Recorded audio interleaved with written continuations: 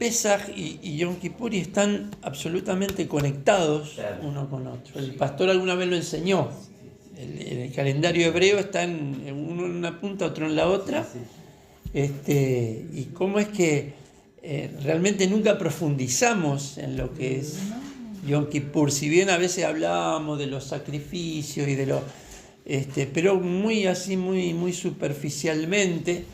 Incluso hace un rato estaba leyendo algunos comentarios como diciendo, bueno, todo eso no servía para nada. Y uno no puede decir que no servía para nada porque cuando uno lee el capítulo 16 de Levítico, es Dios el que está dando las instrucciones. Amén.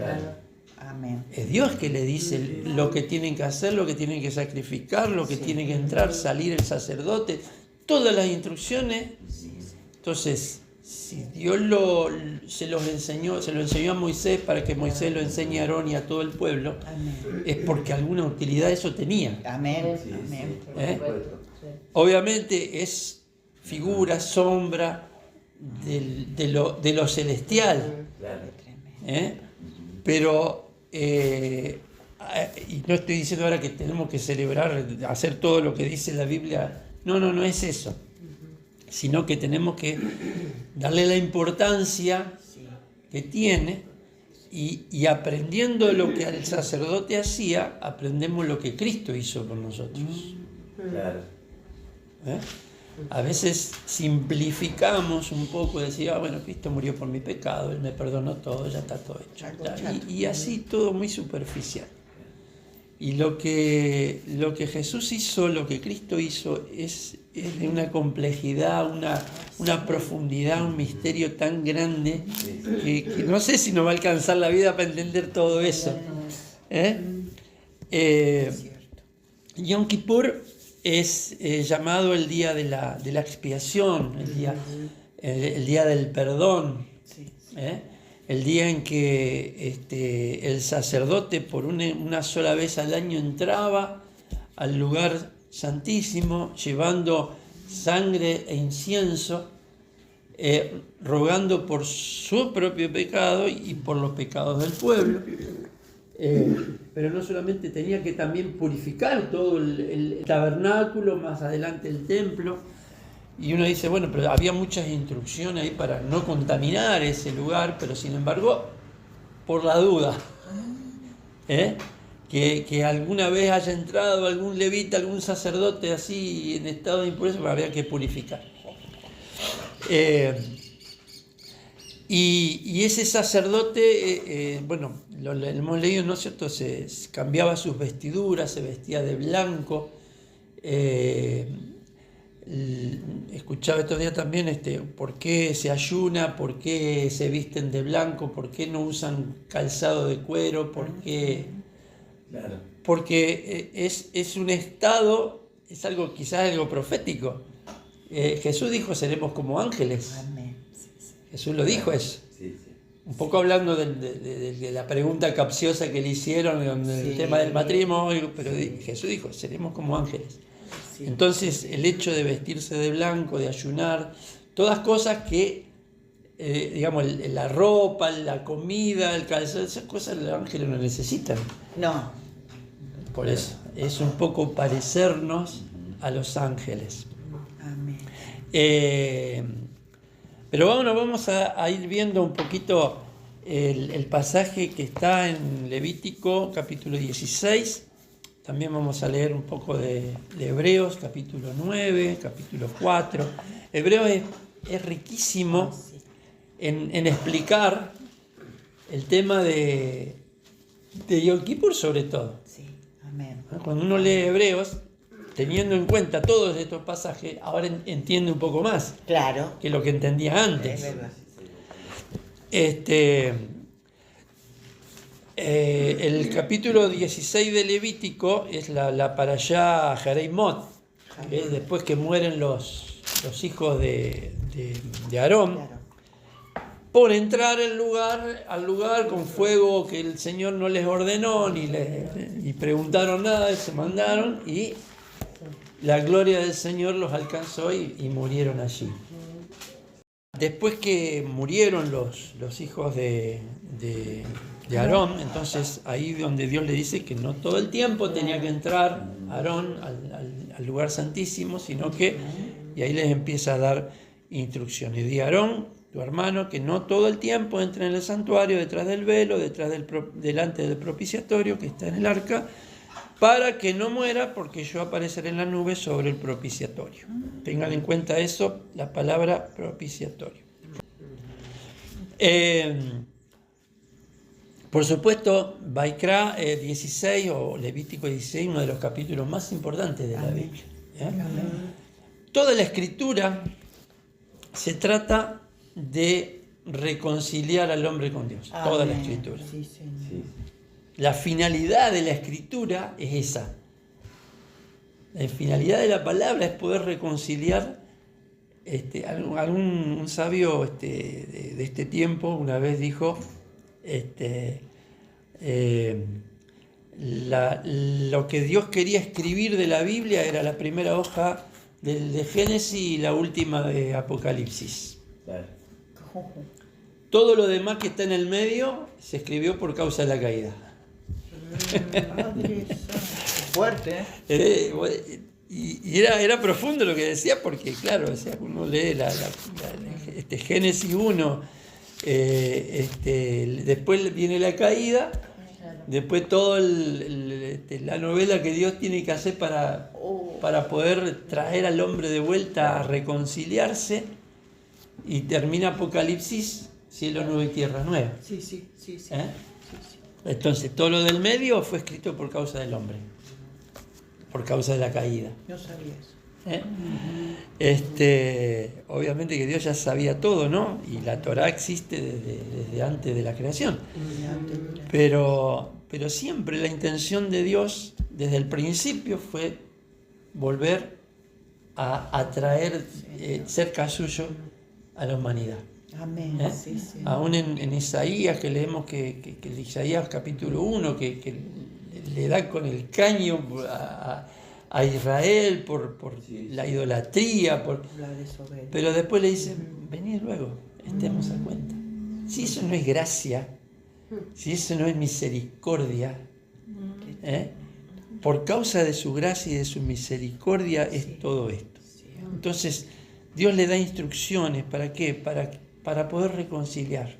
Eso es Yom Kippur, y eso es lo que Cristo hizo en Pesaj, que alcanza, que cubre también lo de Claro. Yom Kippur.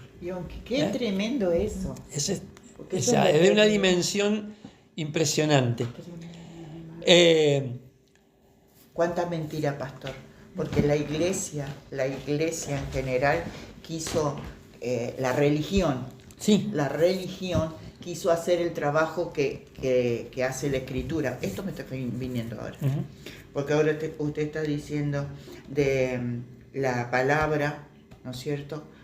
Nos da la oportunidad de volver, de acercarnos al Creador. Claro. Pero la religión quiere volver a ligar lo que no se puede ligar, solamente en nuestro Mashiach. Así es. Claro.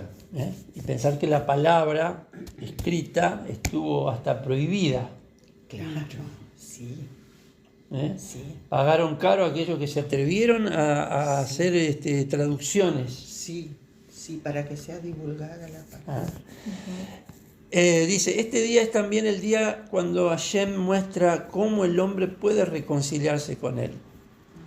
Es el gran día de reconciliación. La reconciliación entre Hashem y el hombre es el tema central de toda la escritura, y este capítulo muestra, estamos hablando de Levítico 16, cómo la reconciliación puede ser efectuada.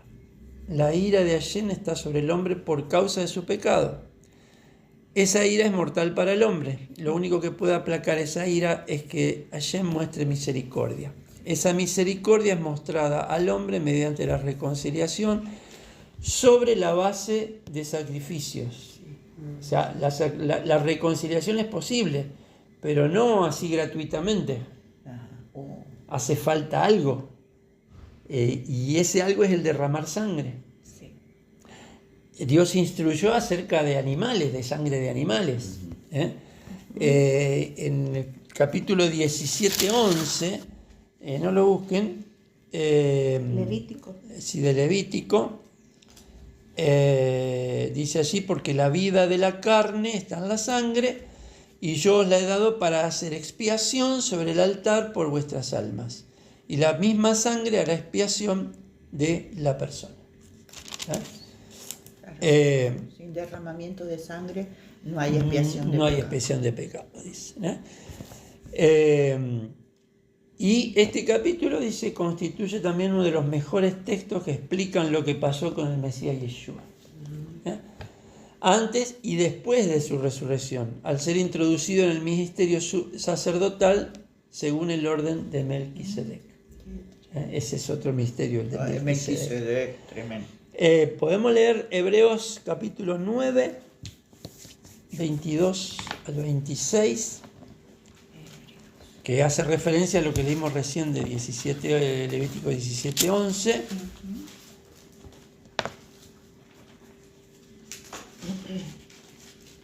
Si alguien lo tiene, lo lee. Hebreos, ¿cuánto dijo? 9, 22 al 26.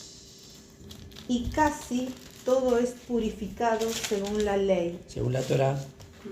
Según la Torá, con sangre y sin derramamiento de sangre no se hace remisión. Fue pues necesario que las figuras de las cosas celestiales fuesen purificadas así, pero las cosas celestiales mismas con mejores sacrificios que estos. Porque no entró Yeshua en el santuario hecho de mano, figura del verdadero, sino en el cielo mismo, para presentarse ahora por nosotros ante Dios. Sí. Y no para ofrecerse muchas veces, como entra el sumo sacerdote en el lugar santísimo cada año con sangre ajena.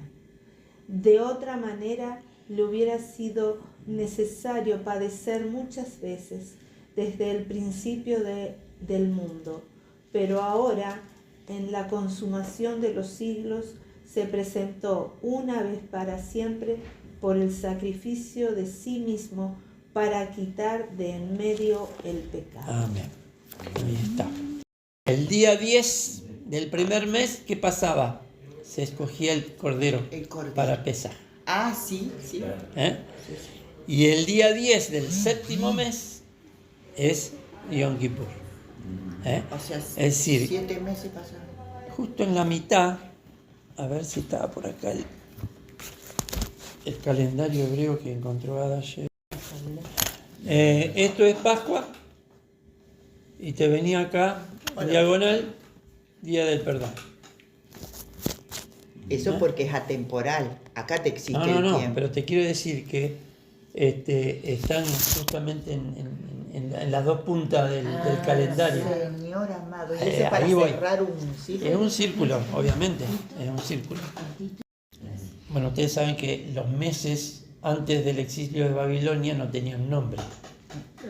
Era primero, segundo, tercero, cuarto, quinto, sexto. Como los días de la semana. Y los días de semana también. El único día que tiene nombre es el Shabbat. El Shabbat. Después los demás no tenían nombre. Después del exilio de Babilonia, los judíos tomaron los nombres de Babilonia y le pusieron. Y eso está en la Biblia, o sea, no es que tremendo. O sea, está en la Biblia. Nisan está. Pero el día 10 del mes séptimo está reflejado en el día 10 del primer mes. El día 10 del primer mes, o sea, Nisan, Pascua, fue tomado un cordero para cada casa de Egipto donde se iba a celebrar Pesaj, para luego poder salir de la esclavitud. El cordero de Pesaj fue designado el día 10, para luego ser sacrificado el día 14. El día 10 del séptimo mes tiene conexión con el cordero de Pesaj. La sangre del cordero de Pesaj protegió a los primogénitos de la muerte. La carne del cordero produjo vitalidad y sanidad en los cuerpos débiles y enfermos. Había que comérselo al cordero ese día, ¿no? De manera parecida, los sacrificios de Yom HaKippurim expían por los pecados de los hijos de Israel para salvarlos de la muerte, como está escrito en Levítico 16:30. El capítulo que estamos leyendo dice: porque ese día se hará expiación por vosotros y seréis limpios de todos vuestros pecados delante de Jehová. Amén.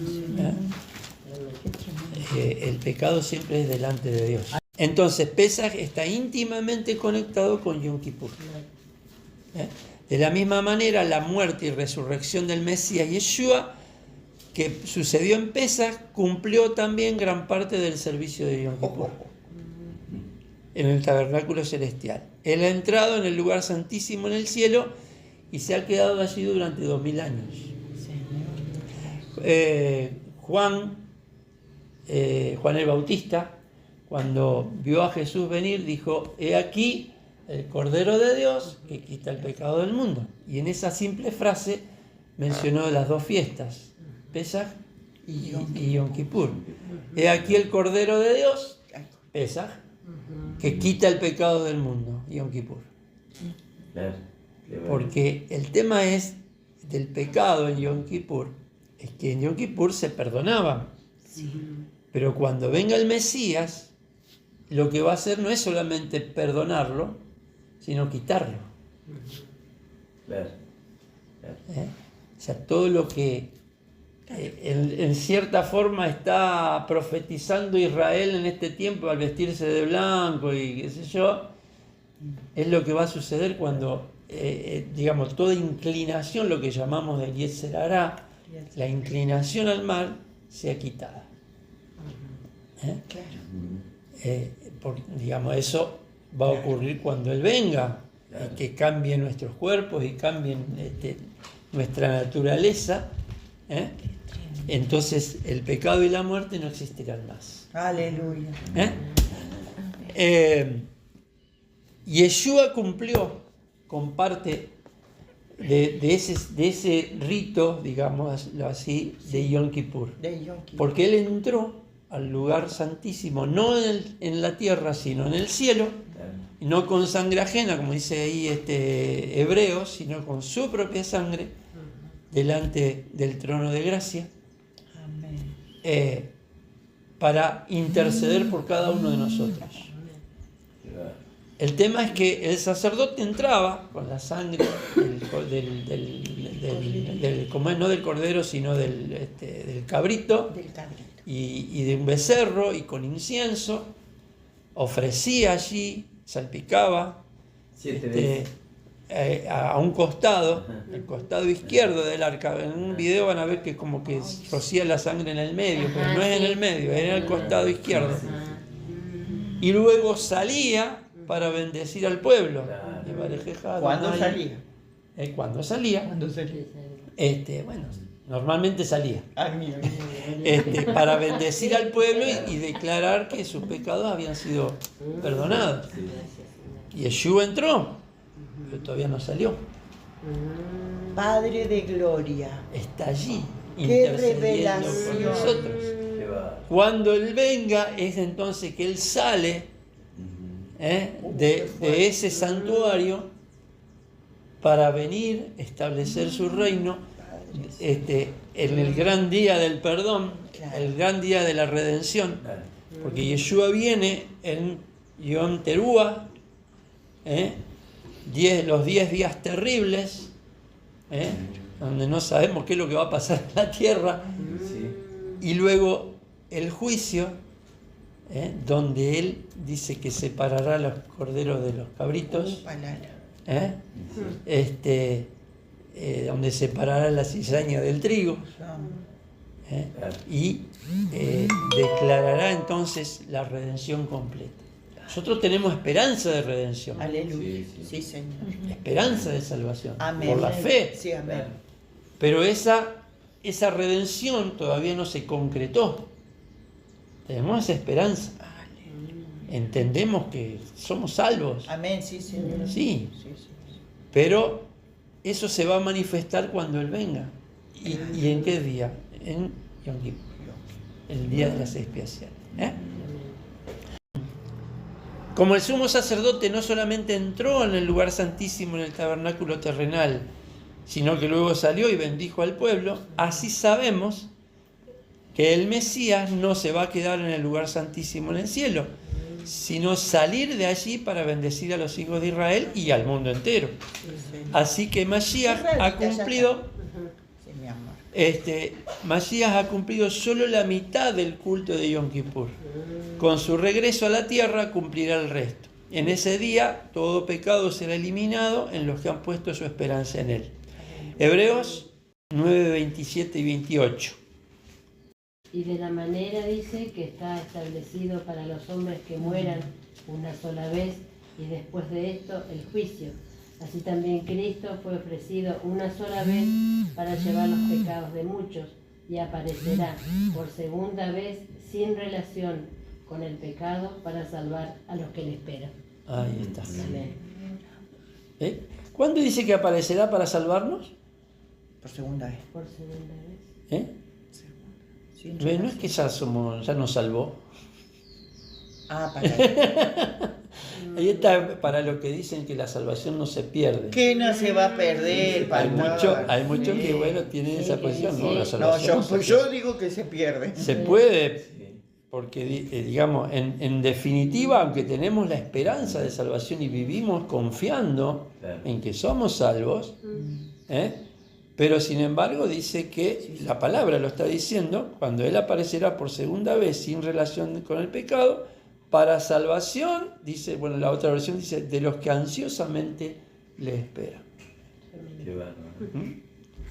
O sea, no estoy diciendo que esto que no somos salvos, no estoy diciendo eso, sino que tenemos esa esperanza de salvación, esa convicción de que ya sea que partamos de este mundo antes o que el Señor venga, Pero claro, tenemos la seguridad y la esperanza porque hemos puesto nuestra fe en el Mesías. Pero eso se va a concretar. Es como cuando uno cobra un cheque. ¿No? Vos tenés el cheque, ¿sí? Lo tenés. Pero lo tenés al cheque, pero no tenés la plata. Hasta que no lo cambié. Tenés el cheque y es un cheque a fecha. Claro. claro, o sea, seguí esperando. Tenés que esperar y confiar en que cuando vayas a cobrarlo vaya a fondo. Y no te diga, no, señor, esto no sirve porque no tiene fondo. Vale. Entonces uno tiene ese cheque, Claro. lo tiene guardado ahí, esperando el día que llegue la fecha para ir y presentarlo y cobrarlo. ¿Y cuándo voy a...? Digamos, ¿tengo la plata o no la tengo la plata? Claro, La tengo, claro. en un cheque. Es virtual. Entonces, hoy ya casi no se usan los cheques, no, no existen los cheques. Claro. Pero bueno, Es una criptomoneda. es un ejemplo medio viejo ya. Claro. Sí, la verdad. La cuestión es que ¿Cómo va cambiando? tenemos, como dice Pablo, la garantía en el Espíritu, Claro. porque el Espíritu es la garantía que tenemos de que seremos salvos. Aleluya. Sí, Señor. Entonces, cuando Cristo aparezca, para salvación de los que ansiosamente le esperan. El nombre, de la parashá, que estamos del capítulo 16 a Jaraimot, después de la muerte. Esto nos enseña que este mensaje está hablando de lo que iba a pasar con el Mesías después de la muerte. No estás simplemente diciendo después de la muerte de los hijos. Es a Jaraimot. Claro. A Jaraimot es después de la muerte. Padre de gloria. Después de la muerte, Mashiach entró en el lugar santísimo, en el Mishkan celestial, y cumplió así con la sombra profética, como está escrito en Hebreos 9, vamos de nuevo a Hebreos 9, pero 11 y 12.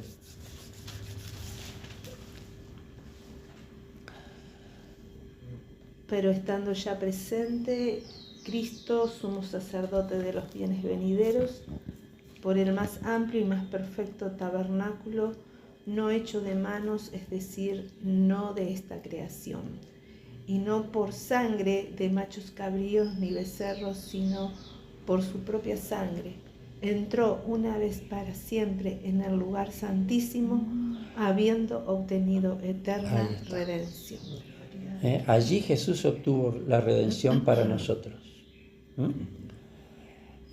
Vamos a la palabra hebrea que se traduce como propiciatorio. ¿Saben? El propiciatorio, ¿a qué se le llamaba propiciatorio? A la cubierta estaba el arca del pacto, que era de madera recubierta por dentro y por fuera de oro, y sobre esa caja la cubierta que tenía los angelitos. claro, Querubines. los querubines, no me salía la palabra, pero Ajá. era la tapa, sobre esa tapa y entre los dos querubines que extendían sus alas hacia el centro, se mostraba la gloria de Dios y desde allí Dios le hablaba a Moisés. Eso es lo que conocemos como propiciatorio. En hebreo, caporet. Caporet. Que significa cobertura, cubierta. Claro.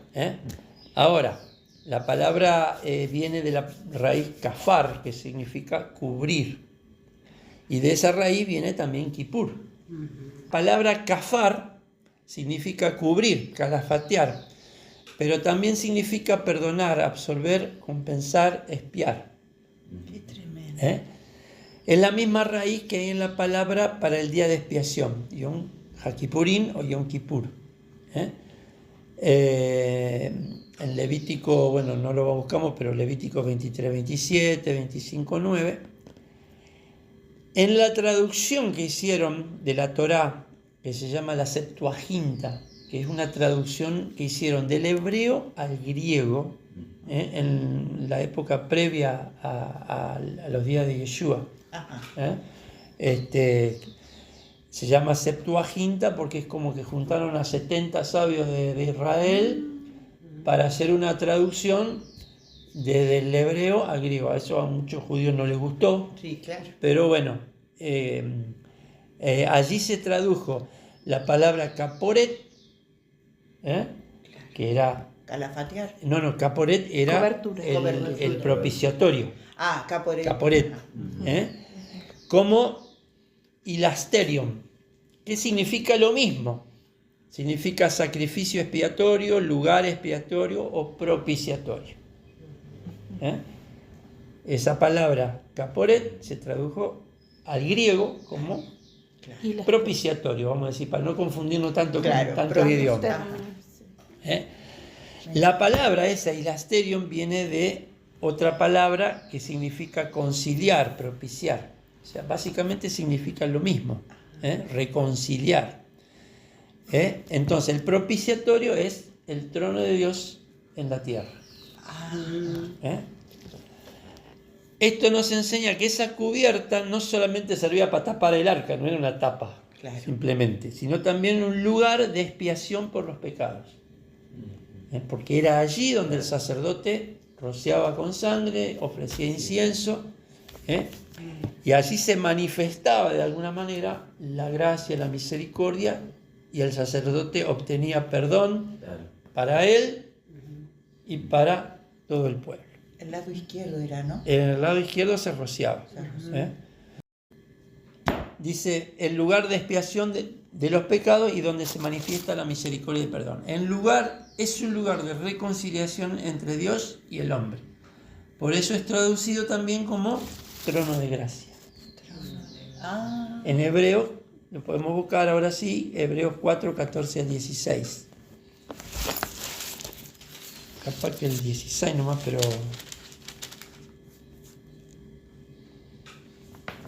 Dice, bueno, el 16 dice, acerquémonos pues confiadamente al trono de la gracia.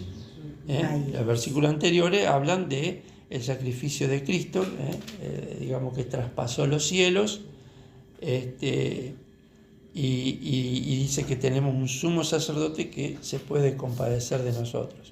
Entonces dice, acerquémonos pues confiadamente al trono de gracia para alcanzar misericordia y hallar gracia para el oportuno socorro.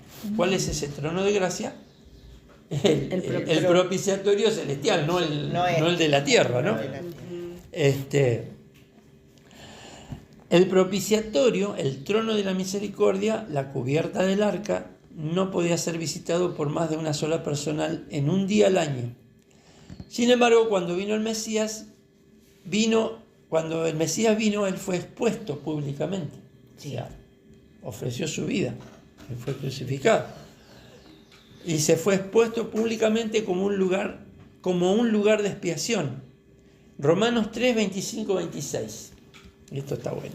a quien Dios puso como propiciación por medio de la fe en su sangre, para manifestar su justicia a causa de haber pasado por alto en su paciencia los pecados pasados. Ahí está.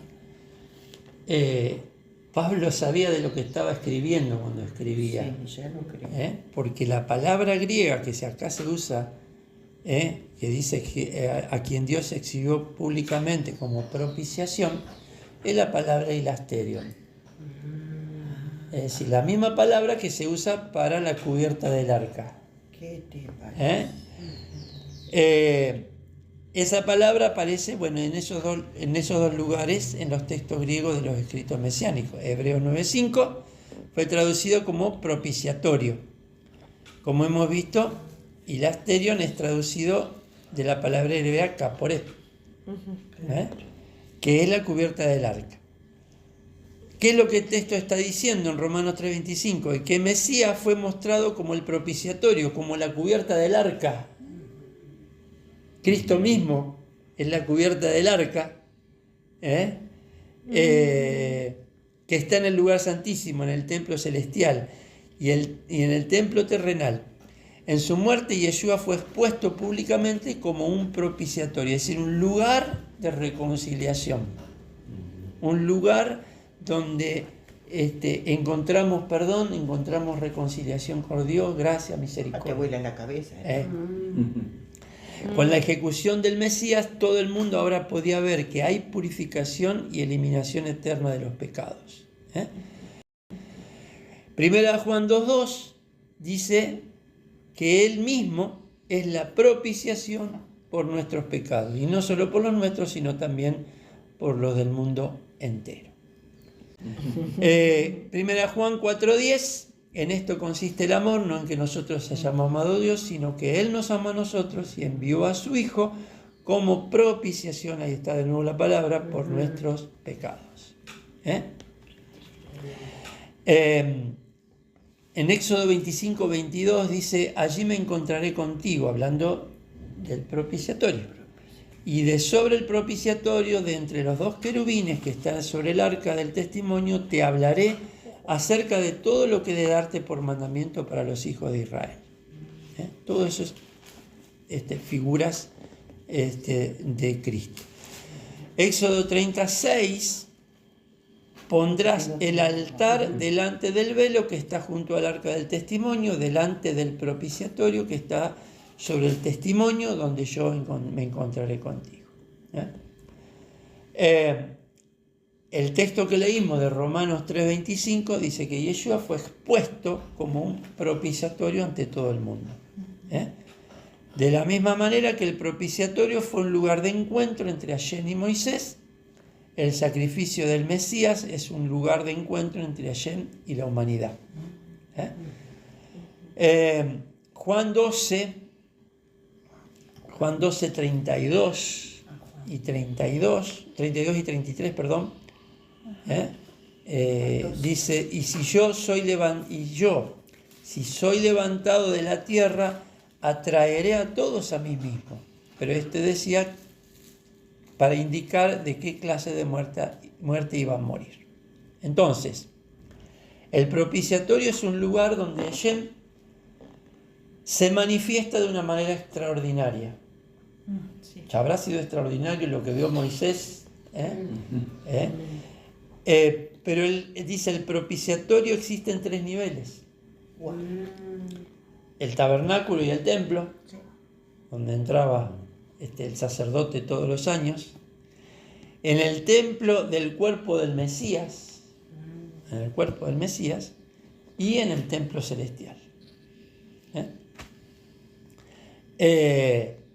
¿Lo repite, hermano? Sí. Ajá.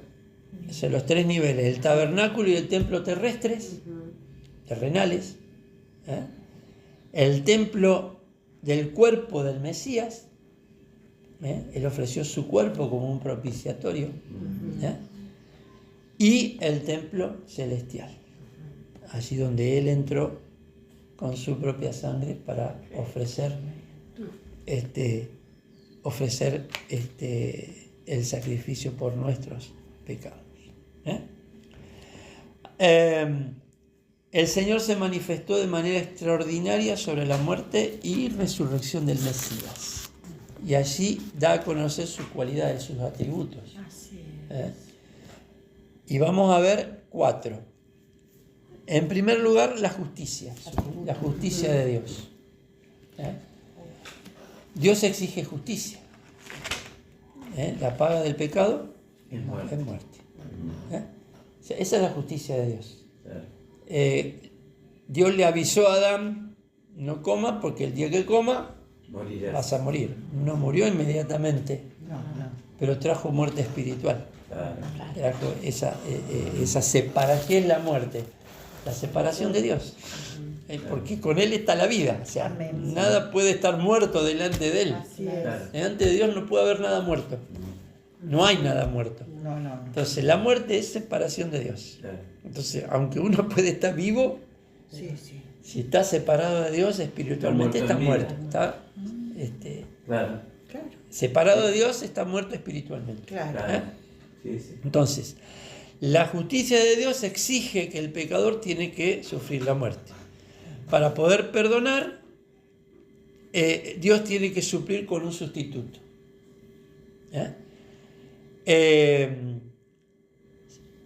Sin un sustituto que sea hermano del pecador, no es posible que se haga remisión. Un animal no puede sustituir al hombre.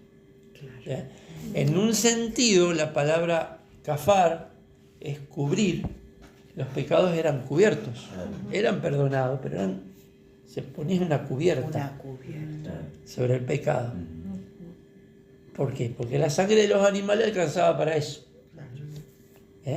Para poder quitar el pecado, definitivamente hacía falta la sangre de un hermano De un hermano. que no hubiese pecado. Y eso lo hizo Cristo.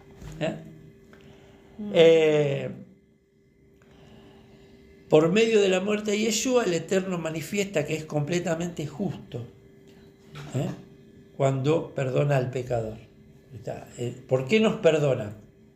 No nos perdona porque somos buenitos, ni tampoco nos perdona gratuitamente. Para nosotros puede ser gratis, pero Dios nos perdona en base al sacrificio y los méritos de Cristo, porque Él pagó la deuda. Amén. Entonces, la justicia de Dios se manifiesta así, de esa manera. O sea, porque lo que Dios estableció, Él no lo puede quebrantar Él mismo o lo que Él estableció. Amén. Entonces, hacía falta alguien para manifestar su justicia. Pero la justicia de por sí sola no sería completa. También está la misericordia y el amor de Dios. Entonces, en primer lugar la justicia, en segundo lugar la misericordia y el amor. Por medio de la muerte de Yeshua, todos los hombres de la tierra podrán ser hechos hijos de Dios por medio del perdón de sus pecados y la liberación de la muerte. Juan 3:16. Juan 3:16. Primera Juan 3:1. En tercer lugar, su fidelidad. Dios ha sido fiel a su palabra. Porque decíamos, bueno, todo lo que leemos en la Torá y en los profetas, todo eso se cumplió fielmente en la vida de Cristo. Amén. Dios no faltó a su palabra. Amén. Y no va a faltar nunca a su palabra. Amén. Si pensamos en que todas las profecías que se cumplieron, ¿cómo no vamos a creer que lo que falta también se va a cumplir? Si todo lo que se vino hablando acerca de Cristo se cumplió. Por lo tanto, en su fidelidad Dios también va a cumplir lo que falta. En la muerte y resurrección del Mesías, al tercer día, Hashem cumple sus promesas dadas a los profetas. Y en cuarto lugar, su poder. El otro día el pastor hablaba de Efesios capítulo 1. ¿Se acuerdan? Efesios capítulo 1, ¿qué dice acerca del poder de Dios? Versículo 19.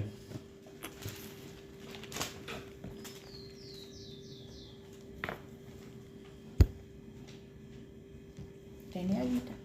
Sí, dice, 19 al 21.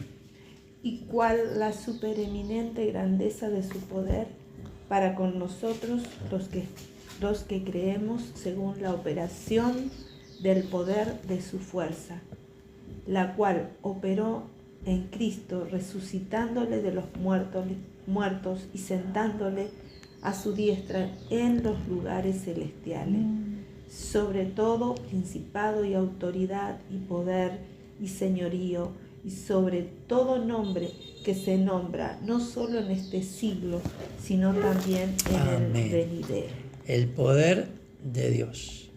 Entonces mencionamos la justicia, la misericordia y el amor. ¿Cuál otra?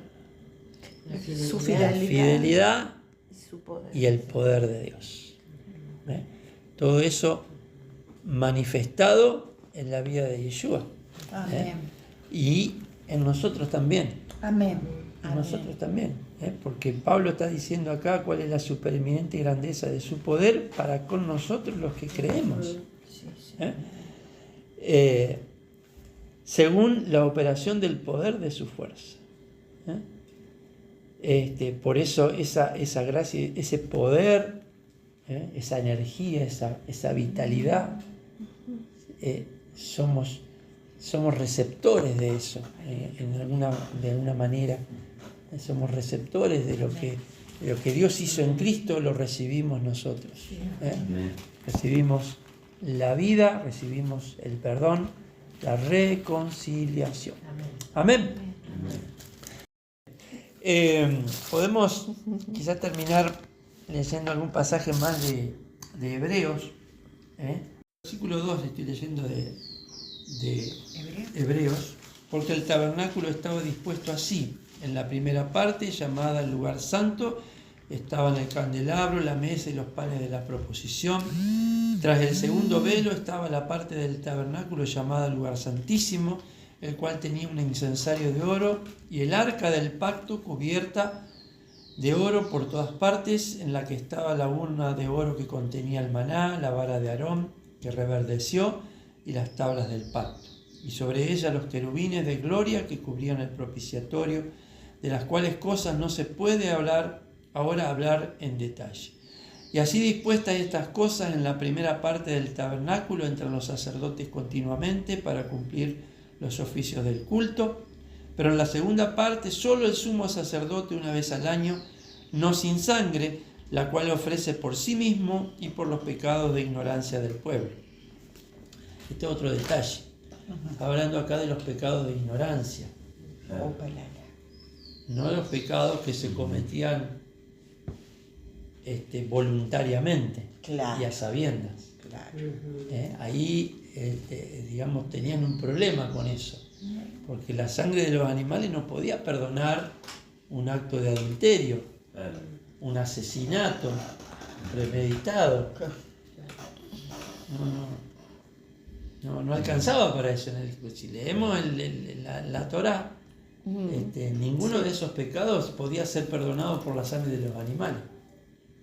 Eso lo hizo la sangre de Cristo. Aleluya.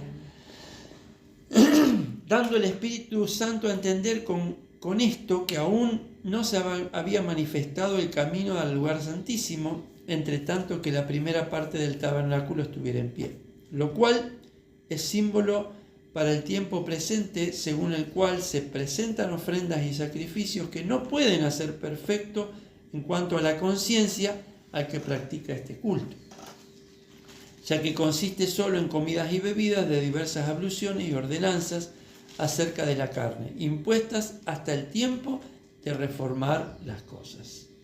Pero estando ya presente Cristo, sumo sacerdote de los bienes venideros, por el más amplio y más perfecto tabernáculo, no hecho de manos, es decir, no de esta creación, y no por sangre de machos cabríos ni de becerros, sino por su propia sangre, entró una vez para siempre en el lugar santísimo, habiendo obtenido eterna redención.